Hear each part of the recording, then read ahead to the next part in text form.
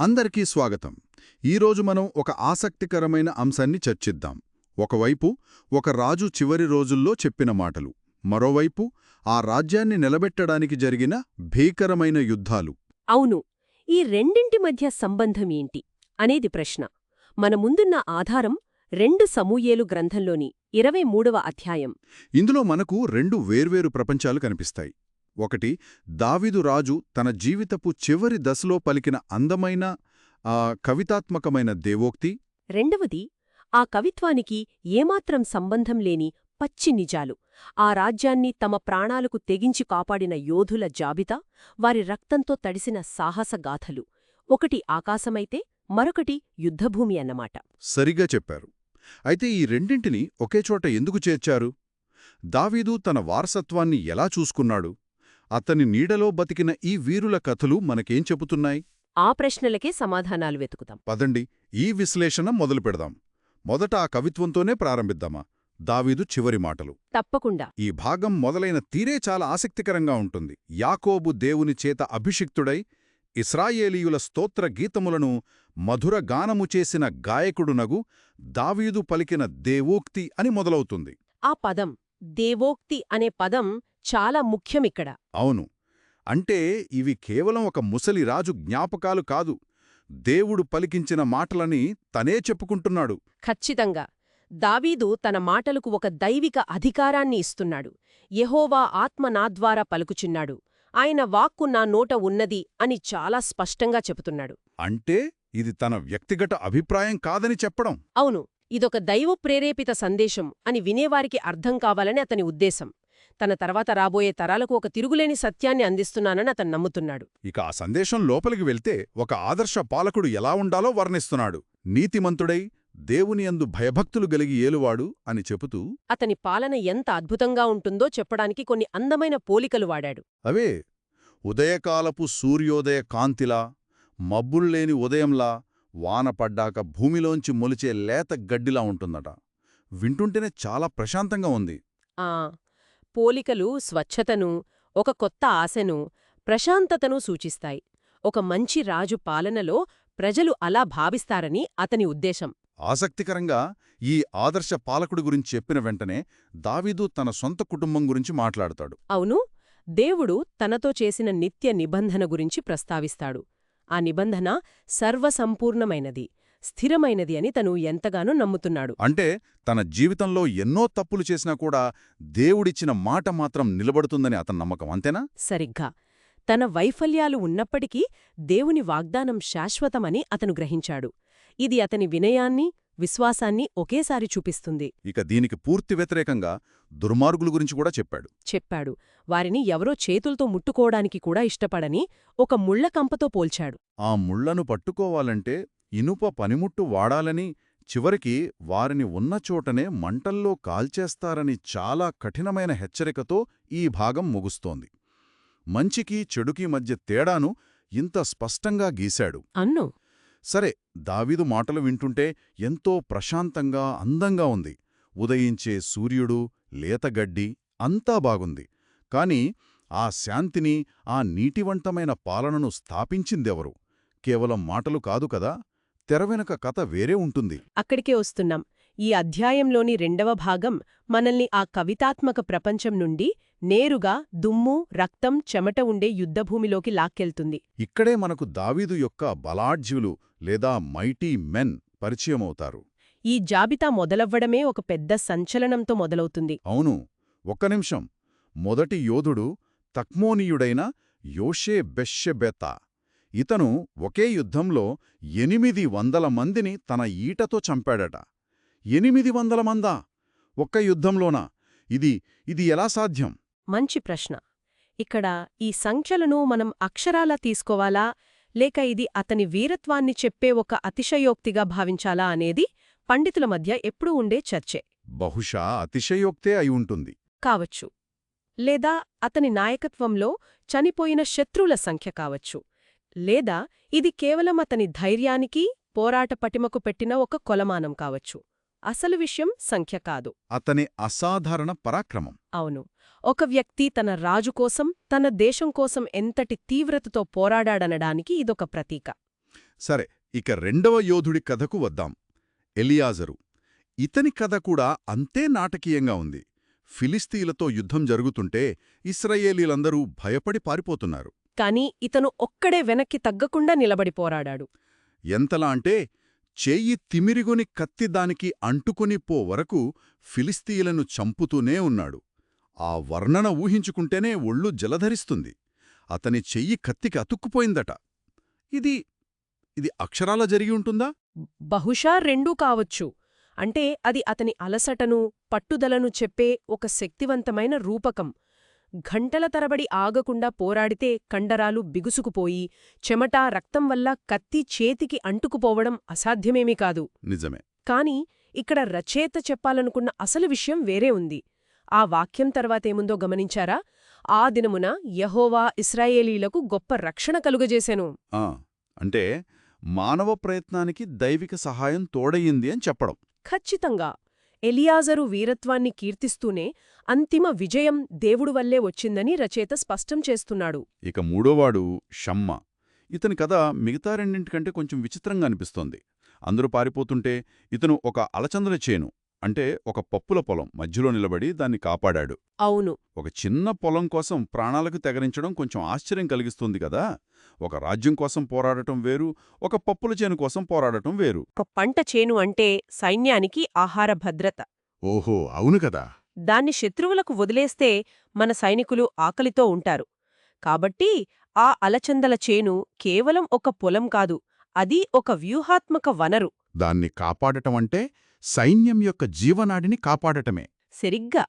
చిన్న విషయమైనా సరే తనకు అప్పగించిన బాధ్యతను చివరి వరకు నిలబెట్టుకోవడమే యోధుడి లక్షణం అని షమ్మా కథ మనకు చెబుతుంది. ఇక్కడ కూడా యెహోవా గొప్ప రక్షణ కలుగజేసెను అనే వాక్యం మళ్ళీ వస్తుంది. అంటే ఈ ముగ్గురి కథల్లోనూ వారి వ్యక్తిగత పరాక్రమం, దైవ సహాయం రెండూ కలిసే ఉన్నాయి. అవును. వారి ధైర్యం పునాది అయితే దైవ సహాయం విజయం. ఈ ముగ్గురి తర్వాత ఒక చాలా ప్రత్యేకమైన సంఘటన గురించి చెప్పబడింది. ఇది కేవలం యుద్ధ నైపుణ్యం గురించి కాదు, విధేయత, గౌరవం, నాయకత్వం గురించి. ఆ బేత్లెహేము బావి నీళ్ల కథ. అదే, దావీదు ఒక కోటలో దాక్కునున్నప్పుడు తన సొంత ఊరైన బేత్లెహేములోని బావినీళ్లు తాగాలని మనసులో అనుకున్నాడు. అది కేవలం ఒక చిన్న ఆశే, ఒక కోరిక. కాని అతని యోధులు దాన్ని ఒక ఆజ్ఞగా భావించారు. ఆ సమయంలో బేత్లెహేము ఫిలిస్తీయుల ఆధీనంలో ఉంది. అక్కడికి వెళ్లడమంటే ప్రాణాలతో చెలగాటమాడటమే. అయినా సరే ముగ్గురు యోధులు ఏమాత్రం ఆలోచించలేదు. తమ రాజు మనసులోని మాటను గ్రహించి ప్రాణాలకు తెగించారు. శత్రు సైన్యాన్ని ఛేదించుకుని వెళ్లి ఆ బావి నుండి నీళ్లు తీసుకువచ్చారు. ఇది వారి స్వామిభక్తికి, ధైర్యానికి పరాకాష్ట. కానిక్కడ దావీదు ప్రతిస్పందన చాలా చాలా కీలకమైనది. అతను ఆ నీళ్లను చూసి సంతోషించలేదు, గర్వపడలేదు. అతను వాటిని తాగలేదు. ప్రాణమునకు తెగించిపోయి తెచ్చిన వారి రక్తం వంటి నీళ్లను నేను త్రాగను అని చెప్పి వాటిని యెహోవాకు అర్పణగా నేలమీద పారబోశాడు. అంటే ఆ నీళ్లను తన యోధుల రక్తంతో సమానంగా చూశాడనమాట. ఇది గొప్ప నాయకత్వ లక్షణమే. కాని మరోవైపు ఆ ముగ్గురు యోధుల సాహసం వృధా అయినట్లే కదా. మంచి పాయింట్. వాళ్ళు ప్రాణాలకు తెగించి తెస్తే దాన్ని పారబోయడం వారిని నిరుత్సాహపరచదా? చాలా మంచి ప్రశ్న. బహుశా ఆ క్షణంలో వాళ్ళకి కొంచెం నిరాశ కలిగి ఉండవచ్చు. కాని దీర్ఘకాలంలో ఆలోచిస్తే దావీదు చేసిన పని వారికి ఎలాంటి సందేశమిచ్చి ఉంటుంది? చెప్పండి. నా రాజు నా చిన్న కోరిక కంటే నా ప్రాణానికి ఎక్కువ విలువిస్తాడు అనే నమ్మకాన్ని కలిగించి ఉంటుంది. తన సుఖం కోసం తన సైనికుల జీవితాలను పణంగా పెట్టే రాజు కాదని అతను నిరూపించుకున్నాడు. ఆ కోణంలో ఆలోచిస్తే నిజమే. ఆ నీళ్లను తాగడమంటే వారి త్యాగాన్ని చులకన చేయడమేనని అతను భావించాడు. వాటిని దేవునికి అర్పించడం ద్వారా తన యోధులకు అతనివ్వగల అత్యున్నత గౌరవాన్ని ఇచ్చాడు. ఇది సైనికులలో నిరాశ కంటే ఎక్కువ విశ్వాసాన్ని, గౌరవాన్ని పెంచి ఉంటుంది. నిజమే. ఆ కోణంలో ఆలోచిస్తే అది చాలా శక్తివంతమైన చర్య. ఇక జాబితాలో ముందుకు వెళ్తే యోవాబు సహోదరుడైన అబిషై. ఇతను తన ఈటితో 300 మందిని చంపాడట. తర్వాత వచ్చేవాడు బెనయా. ఇతని సాహసాలు ఒక కథలా ఉంటాయి.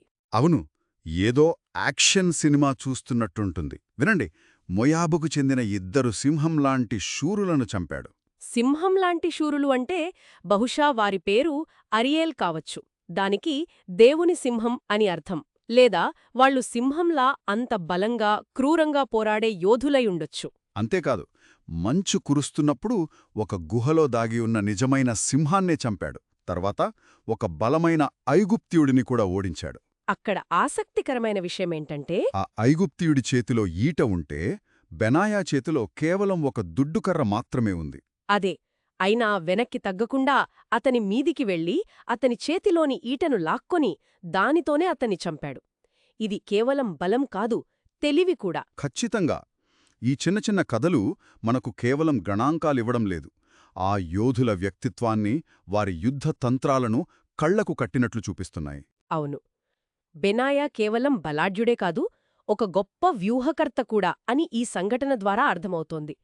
ప్రతికూల పరిస్థితుల్లో కూడా ధైర్యం కోల్పోకుండా ప్రత్యర్థి బలాన్నే తన ఆయుధంగా ఎలా మార్చుకోవాలో అతనికి తెలుసు.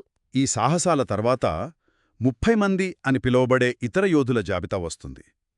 వారిలో అషాహేలు వంటి ప్రముఖులు కూడా ఉన్నారు. కాని ఈ జాబితా ముగింపు దగ్గరకు వచ్చేసరికి ఒక పేరు మనల్ని ఆలోచింపజేస్తుంది. అవును, ఈ గౌరవనీయమైన యోధుల జాబితాలో చివరి పేరు హిత్తీయుడైన ఊరియా. ఈ పేరు వినగానే దావీదు కథ తెలిసిన ఎవరికైనా బత్షెబతో అతని సంబంధం, ఆ తర్వాత జరిగిన ఘోరం గుర్తొస్తుంది. దావీదు జీవితంలో అతిపెద్ద నైతిక వైఫల్యానికి, క్షమించరాని పాపానికి బలైన అమాయక సైనికుడు ఊరియా. తన రాజు పట్ల, తన దేశం పట్ల అత్యంత విధేయత చూపిన యోధుడు. యుద్ధభూమిలో ఉండాల్సిన తను తన రాజు చేసిన కుట్ర వల్ల అక్కడే చనిపోయాడు. అలాంటి వ్యక్తి పేరు ఈ గౌరవ జాబితాలో ఎందుకు చేర్చారు? అది యాదృచ్ఛికంగా జరిగింది కాదు. ఈ జాబితా ఊరియా పేరుతో ముగించడం ఒక చురకలాంటిది. ఇది దావీదు గొప్పతనాన్ని కీర్తిస్తూనే అతని అతిపెద్ద పాపాన్ని మన కళ్ల ముందు నిలబెడుతుంది. అంటే ఈ వీరులందరూ రాజుకోసం ప్రాణాలిచ్చారు, కాని రాజు మాత్రం వారిలో ఒకరి ప్రాణాన్ని తీశాడు అని రచయిత మనకు నిశ్శబ్దంగా గుర్తుచేస్తున్నాడు. ఇది కేవలం దావీదు కథలోని సంక్లిష్టతను చూపించడం కాదు, ఇది ఒక నైతిక తీర్పు. ఒక గొప్ప నాయకుడి వారసత్వంలో కూడా చెరగని మచ్చలుంటాయని చెప్పే ప్రయత్నం. అవును, ఈ జాబితాలోని మొత్తం యోధుల సంఖ్య 37గా చెప్పబడింది. మొత్తం మీద చూస్తే ఈ అధ్యాయం మనల్ని ఒక విచిత్రమైన మానసిక స్థితిలో వదిలేస్తుంది. ఒకవైపు దావీదు పలికిన ఆదర్శవంతమైన మాటలు, నీతివంతమైన పాలన గురించిన కలలు, మరోవైపు ఆ కలను నిజం చేయడానికి జరిగిన రక్తపాతం, ప్రాణత్యాగాలు. ఈ అధ్యాయం కావాలనే ఈ రెండింటినీ పక్కపక్కన పెడుతున్నట్టు అనిపిస్తుంది. నిజమే, రాజు అనేవాడు దేవుని ఆదర్శాలకు ప్రతినిధిగా ఉండాలి, కాని ఆ రాజ్యాన్ని నిలబెత్తేది మాత్రం కత్తి, రక్తం మరియు హింస. రచయిత ఇక్కడ మనల్ని ఒక ప్రశ్న అడుగుతున్నాడు: దైవిక శాంతిని స్థాపించడానికి హింస అవసరమా? ఆ వైరుధ్యం దావీదు వారసత్వంలోనే కాదు, నాయకత్వం అనే భావనలోనే ఉంది. అవును, దావీదు కవిత్వం ఒక ప్రశాంతమైన ఉదయం గురించి మాట్లాడితే, యోధుల జాబితా మాత్రం ఆ శాంతిని స్థాపించడానికి ఎంత మూల్యం చెల్లించాలో చూపిస్తుంది. ఆదర్శానికి, వాస్తవికతకు మధ్య ఉన్న అగాధాన్ని ఇది మన కళ్ల ముందుంచుతుంది. సరిగ్గా. ఒక రాజ్యం యొక్క పునాదులు కేవలం నీతి సూత్రాలతో కాదు, యోధుల త్యాగాలతో కూడా నిర్మించబడతాయనిది చెబుతోంది. అవును. చివరిగా శ్రోతలకు ఒక ఆలోచనతో ఈ విశ్లేషణను ముగిద్దాం. పరాక్రమశాలుల ఈ గౌరవ జాబితా తమ రాజుకోసం ప్రాణాలిచ్చిన వీరుల పట్టిక. అదే రాజు చేతిలో అత్యంత ఘోరంగా మోసపోయి చంపబడిన ఊరియా పేరుతో ఎందుకు ముగియాలి? మంచి ప్రశ్న. వీరులను, వారి నాయకులను మనం గుర్తుంచుకునే విధానం గురించి ఇది మనకు ఏమి చెబుతోంది? చరిత్రలోని నాయకుల గొప్పతనాన్ని అంచనా వేసేటప్పుడు వారి విజయాల వెనుకున్న ఇలాంటి చీకటి కథలను మనం పరిగణనలోకి తీసుకోవాలా వద్దా? ఈ ప్రశ్నతో ఈనాటి విశ్లేషణను ముగిద్దాం.